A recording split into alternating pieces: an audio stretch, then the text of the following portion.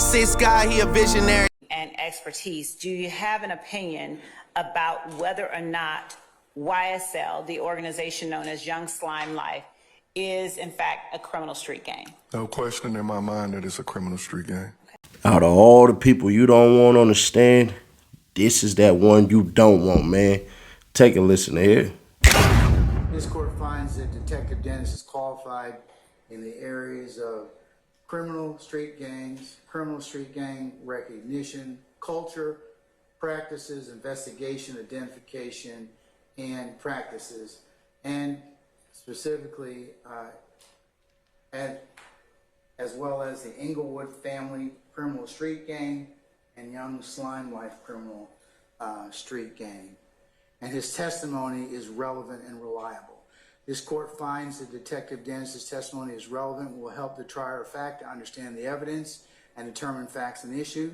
This court finds that this testimony is based on sufficient facts and data, specifically Detective Dennis's years of experience and training as an investigator in this area, including those particular items that he's testified to, as well as on his CV in states 2 and 2B.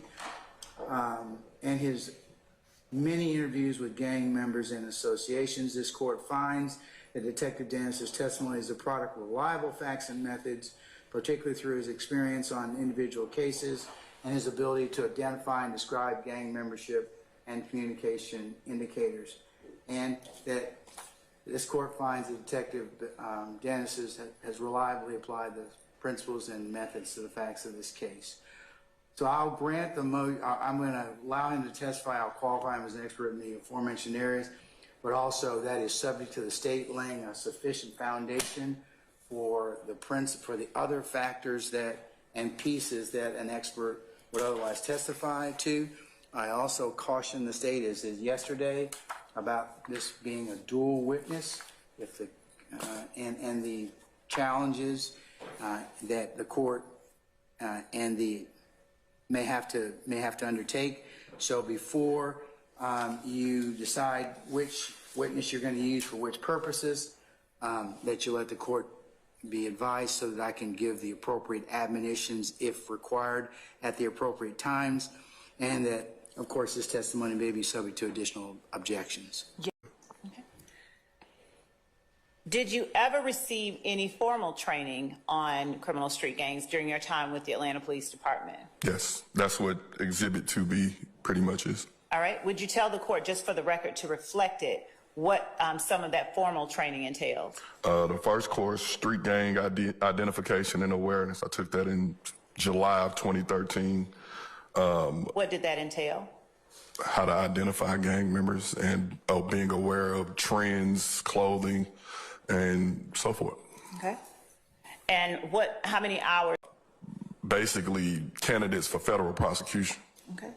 And the California National Gang Violence Conference, what was that in 2018? Every year they put on a national conference in California. Gang detectives from all over the country, all over the world, basically gather in California to go over gangs. It's information sharing.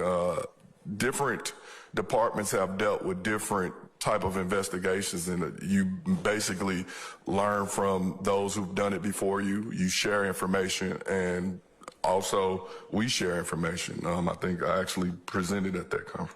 Okay. How many gang investigations have you either led or been a part of during your time as a law enforcement officer? I lost count. I honestly, 50 to 100 or more. Okay.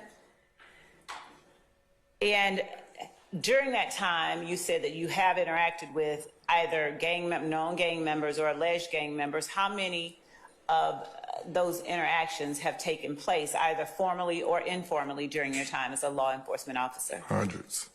Hundreds? Hundreds. The information that you received from formal or informal confidential informants, or from formal or informal interviews with gang members or alleged gang members, did you always take the information at face value, or did you do anything to try and corroborate or Every piece of information that we receive, we have to corroborate and do our own due diligence to investigate it. For me, myself, the worst thing I wanted to do was charge or do something to someone that didn't do anything. And so any information that I receive from, it could be a baby mama or the elderly lady on the corner or a gang member, I'm gonna look into it to see if it's relevant or to try to understand what they are telling me. You've been sworn in as a gang expert in Fulton County. Yes. Do you know how many times? At least 10. As gang activity, and it is corroborated by other attendant circumstances or independent verification. And you said that those were policies that you followed while you were with the gang unit. Yes, basically we didn't just want to put anybody in as a gang member if they weren't. Okay. And it's not illegal to be in a gang. It's illegal to commit acts of crime while in a gang. Okay. 2014, the rift began not only between KC and his rival, Mr. Watts, as their own inner beef started to occur. There was other rumblings through Nutt and Mr. Williams in reference to the signing of Rich Homie Quan. Can I stop you a minute? Go ahead. Is KC with any, in your belief, any type of gang at that time? Is he affiliated with? Yes. Who is KC affiliated with? YSL. Z like everybody else. And they said a white Corvette pulled up on the side of the bus and shot up the bus. And I said, wait a minute, a Corvette and a Camaro looks very similar. What Mr. Winfrey didn't know is I have an undercover page. I basically follow him on my page. I went and looked on his page and he just got a brand new Z28 Camaro. I screenshotted it. I reached out to the Zone 2 commander and said, who's working the bus shooting? Because I thought it was on us. He said, well, it's on Cobb County. Put me in touch with the detective, Detective Racy. And that's how the relationship was formed. Now, is Thug in trouble? Of course. I mean, this dude, he knows the origins, the backstories of what happened with Nut, with Peanut, and Young Thug, and YSL Woody, and the beatdown that he got, and other beatdowns that, you know, other cats done got in Magic City and all that. Dude knows what he's talking about, but I'm gonna tend to agree with the judge on this one. Because Brian Steele and his team did make a case. Bruh, y'all only really need one expert. Really, this is the expert y'all need. Y'all don't need the other dude. The other dude, he look like you know what he's talking about, but it looks like he kind of knows how to apply the law more than what laws were actually broke.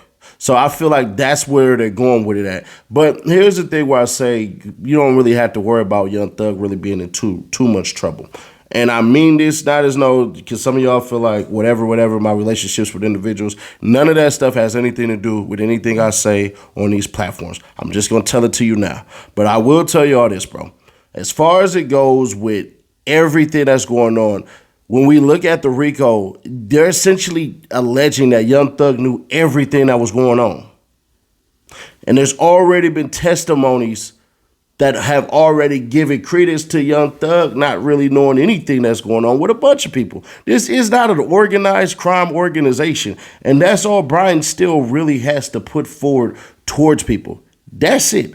Other than that, bruh, none of this other stuff is really gonna matter. Really hood when I'm through the hood. Nothing be said, we got it overstood.